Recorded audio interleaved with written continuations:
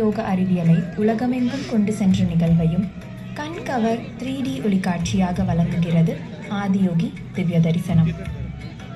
இந்த நிகழ்ச்சி அனைத்து நாட்களின் போதும் நடைபெறும். இந்த 3D காட்சியின் சிறந்த ஒளி அனுபவத்தை பெறுவதற்கு புல்தரையில் அமர்வதை தவிர்க்கவும்.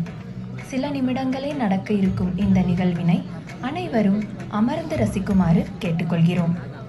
நிகழ்ச்சியின் போது உங்கள் செல்போன் டார்ச் லைட்டுகளை உபயோகிப்பதை தவிர்க்கவும். நிகழ்ச்சியின் முடிவில் யோகேஸ்வர லிங்கத்திற்கு ஆரத்தி நடைபெறும்.